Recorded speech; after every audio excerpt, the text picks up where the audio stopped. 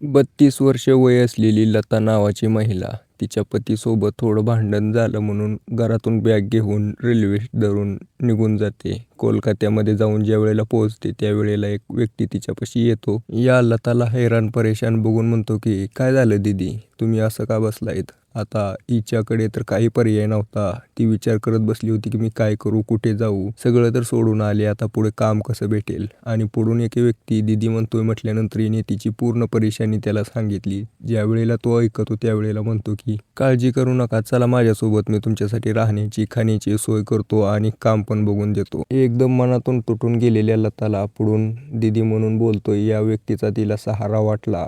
ती न काही विचार करता त्याच्यासोबत बॅग उचलून निघून गेली. तो व्यक्ती तिला एका ठिकाणी जाऊन म्हणतो राहावा इथं, मी बाहेरून आलो. 1 दिवस गेला, 2 दिवस गेला. आता तो व्यक्ती माघारीच येईना की. लता निराश होती, तिच्यापाशी थोडं जेवण होतं ते तिनं केलं. 1-2 दिवसानंतर एक व्यक्ती आला. थोडासा जाड व्यक्ती, चेहऱ्यानं काळा आणि असा दिसायला गुंड टाईपच होता. तो लताला म्हणतो की साडी घाल, हे थोडं परफ्यूम मार आणि चल कामावरती जायचं आहे. लताला समजत नाही कामावरती जायचं आहे म्हणजे कुठं जायचं आहे. लता विचारते की ते कालचा भैया कुठे गेला मला घेऊन आलेला, आणि तुम्ही कोण आहेत? त्यावेळेला तो व्यक्ती हसायला लागतो आणि तिला पूर्ण कहाणी सांगतो. तो व्यक्ती सांगतो की लताला तुला कोट्यावरती त्या व्यक्तीने 2 लाख रुपयामध्ये विकलेलं आहे आणि आता तुला रोज 10, 15, 20 अशा लोकांखाली झोपायचं आहे. लताच्या पायाखालची जमीन सरकली. पतीसोबत भांडण करून आलेली ही लता त्या एका पतीला झेलू शकत नव्हती, तर आता ही 20-20 लोकांना कशी झेलणार? तर नेमकं काय घडलं पुढे या लतासोबत? ती करू लागली का ते काम, का तिची सुटका झाली? पूर्ण कहाणी सांगतो मी तुम्हाला या व्हिडिओमध्ये. व्हिडिओ शेवटपर्यंत बघा. तर नमस्कार मित्रांनो, या घटनेची सुरुवात 2013 पासून होते. 2013मध्ये 22 वर्षे वय असलेली लता नावाची पोरगी, आता हिच्यासाठी स्थळ बघायला चालू होतं. ज्यावेळेला हिच्यासाठी स्थळ बघितलं, तिच्या वडिलांनी एका चांगल्या पोराशी, जो की ऑफिसमध्ये क्लर्क म्हणून काम करायचा, सरकारी नोकरी होती, पगार 10-15 हजार होती. शेवटी पगार 8 जरी हजार असली असती, सरकारी नोकरी असल्यामुळे त्याला दिली असती ती पोरगी तिच्या वडिलांनी. लताचं या पोरासोबत लग्न झालं. स्वभावाने एकदम चिडचिड, म्हणजे असा होता की त्याला काहीच पटत नव्हतं. वरून सरकारी नोकरी असल्याचा ॲटिट्यूड. तुम्हाला तर माहिती असेल मध्य प्रदेश, उत्तर प्रदेशमध्ये काय अवस्था आहे सरकारी नोकरीवाल्याची, एकदम देवच मानतात त्याला. त्यामुळे याच्या डोक्यात हवा भरलेली. याला वाटायचं की आता ही लता माझ्यासोबत लग्न करून आली म्हणजे ही माझी नोकरानीच आहे, मी जे सांगेल ते हिला करावंच लागेल. त्यामुळे तो तिच्यासोबत तसंच वागू लागला होता. पण लताला हीन भावना मनात निर्माण झालेली होती. तिला वाटायचं की मी काय याची नोकरानी नाही आणि हा असा का वागतोय? मी याची बायको आहे, याच्या सगळ्यावरती माझा अर्धा अधिकार आहे, पण हा मला एकदम भिकाऱ्यासारखा वागवतोय. यामुळे लता आणि त्या रमेशमध्ये खुटफुट चालू झाली होती, भांडण चालू झालं होतं. पुढे चालून या दोघांमध्ये भरपूर भांडण व्हायला लागलं होतं. लता आता सहन होत नसल्यामुळे घरी गेली. तिच्या आईला सांगितलं, पण आई म्हटली की काळजी करू नको, एखादं मूल झाल्यानंतर तो शांत होईल. लता तिच्या घरी आली, सासरी आली. सासरी आल्यानंतर भांडण तर होत राहायचं, पण ज्यावेळेला या दोघांमध्ये वातावरण शांत व्हायचं 8, 9, 10 दिवस, त्यावेळेस त्या दोघांमध्ये संबंध बनायचे.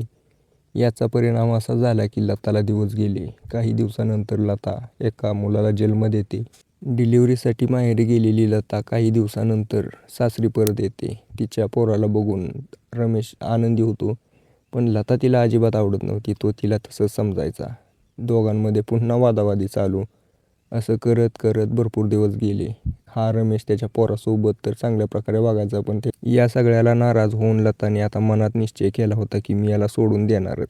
आता सोडून देणार म्हणत म्हणत म्हणत प्लॅनिंग करत करत या सगळ्याला तिला 3-4 वर्षे गेली आणि त्याच्या अगोदर एक 3-4 वर्षे गेलेली. 7-8 वर्षांचा मुलगा तिचा.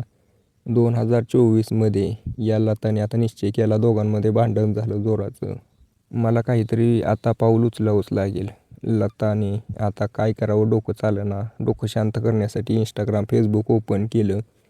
ती दिसायला सुंदर होती मुळातच पहिल्यापासून. तिने अकाउंट जसं ओपन केलं तसं पटापट रिक्वेस्ट येऊ लागल्या पोरांच्या, इकडून तिकडून, इकडून तिकडून. मध्य प्रदेश, उत्तर प्रदेशमध्ये बसलेली ही लता आता तिला बाहेरच्या राज्यातून मेसेज यायला लागले होते. त्यामुळे ती भाराळून गेली होती. तिच्या पतीकडून तिला कधीच प्रेम भेटलं नव्हतं, जे तारीख भेटली नव्हती ती आता लोक सोशल मीडियावरती करत होती. मन शांत करण्यासाठी, मन भाळण्यासाठी या लताने इंस्टाग्राम ओपन केलेलं. आता तिच्यासाठी हे टाईमपास नव्हतं राहिलं, आता हे तिच्यासाठी जीवन बनलं होतं. इंस्टाग्रामवरती नवीन नवीन व्यक्तीसोबत चॅटिंग करणे, बोलणे, तिची तारीफ करून ऐकणे, हे सगळं तिच्यासाठी नॉर्मल झालं होतं. कोलकात्यामधील अमित नावाचा एक 21 वर्षाचा तरुण, यावेळेला या लताचं वय 29-30 वर्ष होतं. हा 21 वर्षाचा अमित लताला मेसेज टाकतो की किती सुंदर दिसता तुम्ही, तुम्ही लय भारी आहात, मी कोलकात्यामधून बोलतोय, माझं जर मन असतं तर मी तुमच्यासोबत नक्की लग्न केलं असतं. आता हे सगळं बोलून ही लता या सगळ्याला आता हे सगळं बोलणं ऐकून ही लता या सगळ्याला भाळून जाते. त्याच्यासोबत बोलणं, चॅटिंगचं रूपांतर आता फोन कॉलमध्ये मोबाईल नंबर एक्सचेंज झाले होते. हळूहळू बोलत बोलत लता तिची पूर्ण कहाणी सांगून टाकते अमितला. अमित म्हणतो की हे तर तुमच्यासोबत वाईट होतंय, तुमच्या जागी दुसरं कोणी असतं तर आजपर्यंत नक्कीच सोडून दिलं असतं त्या रमेशला, तुम्ही पण द्या सोडून. लता त्याच्यावरती विश्वास ठेवते आणि म्हणते की मी सोडून तर कुठं जाऊ. तो अमित म्हणला की माझ्याकडे या. आता लताने नियोजन केलं. रात्री एक दिवशी तिचा पोरगा पती झोपलेला असताना तिने घरामध्ये सोनं उचललं. पहाटे 4 वाजताची ट्रेन धरली, डायरेक्ट कोलकाता गाठलं. कोलकात्यामध्ये गेल्यानंतर या अमितला फोन लावला तर अमित कुठं फोन उचलतोय. अमित अजिबात फोन उचलेना. 21 वर्षाचा तरुण, ज्याच्यापाशी रोजगार नव्हता, तो काय करणार होता. त्याने अजिबात तिला ब्लॉकलिस्ट करून टाकलं, अजिबात कॉल उचलला नाही. आता ही लता एवढ्या मोठ्या शहरामध्ये ही लता एकटी पडली होती. लता स्टेशनवरती रडत बसली असतानाच एक व्यक्ती आला. तिने तिला सांत्वना दिली आणि तिला एका ठिकाणी घेऊन गेला. त्या ठिकाणी रूम होती, त्या रूमवरती तिला राहायला लावलं. पण तो तिथून निघून गेला, 2 दिवस आला नाही. जसं की मी तुम्हाला सांगितलं, दुसरा व्यक्ती येऊन म्हणतो की तुला विकलं आहे. विषय असा झाला होता की हा जो व्यक्ती आहे तिला दीदी दीदी म्हणत होता. त्याचं कामच आहे की स्टेशनवरती बाहेर पळून आलेल्या व्यक्ती, महिला, पोरी यांना बोलवणे आणि सोनागाची रेड लाईट एरियामध्ये आणि सोनागाचीमध्ये यांना विकून टाकणे. हा त्याने प्रकार त्या लतासोबत केला होता. लताला काही समजत नव्हतं. आता तो गुंड व्यक्ती तिच्यासमोर उभा होता. त्याने तिला वडत वडत घेऊन गेला, साडी घातली आणि तिचं काम चालू झालं. एकामागं एक कस्टमर. 10 झाले, 15 झाले, 20 झाले. पूर्णपणे थकून जायची, आग व्हायची त्या ठिकाणची. तरी पण तिला काही पर्याय नव्हता. लता आता पूर्णपणे अडकली गेलेली होती. लताने आता विषय सोडून दिला होता की माझी सुटका होईल. पण म्हणतात ना की देवाच्या हातात आहे, ते नक्कीच होतं. आता या ठिकाणी एक पोलीस येऊ लागला होता. आता याच एरियामध्ये एक पोलीस येत होता, ज्याचं मन असं. आता याच एरियामध्ये काम करण्यासाठी पोलीस येत होता आणि त्याला नेमकंच ही लता खूप आवडलेली होती. त्यामुळे तो रेग्युलर येऊ लागला होता. लताने त्याच्यासोबत ओळख वाढवली आणि घडलेली पूर्ण घटना सांगितली. या पोलिसाला दया आली. याने तिची सुटका करून घेतली महिला आयोगाला बोलवून. ज्या वेळेला लताची सुटका झाली, लताला काही पैसे देण्यात आले आणि तिला तिच्या माहेरी सासरी पाठवण्यात आलं. लता आली माघारी. ज्या वेळेला ती तिच्या पोराला बघते 1 वर्षानंतर, त्यावेळेला ती रडायला लागते. या सगळ्या घटनेला 1 वर्ष झालं होतं. पण दुसरीकडे तिचा पती, आता त्याला समजलं होतं की तिच्या पत्नी आणि दुसरीकडे तिचा पती रमेश, त्याला समजलं होतं की त्याच्या पत्नीशिवाय त्याला काहीच पर्याय नाही. त्यामुळे त्यानं हे आता जुळवून घ्यायला चालू केलं. पण ज्या वेळेला तो रात्री तिच्यासोबत संबंध बनवायला जायचा, त्यावेळेला त्याला काही वेगळंच जाणवायचं. म्हणजे असं झालं होतं की कस्टमर हँडल करून करून ती पूर्णपणे अशी ढिली पडलेली होती.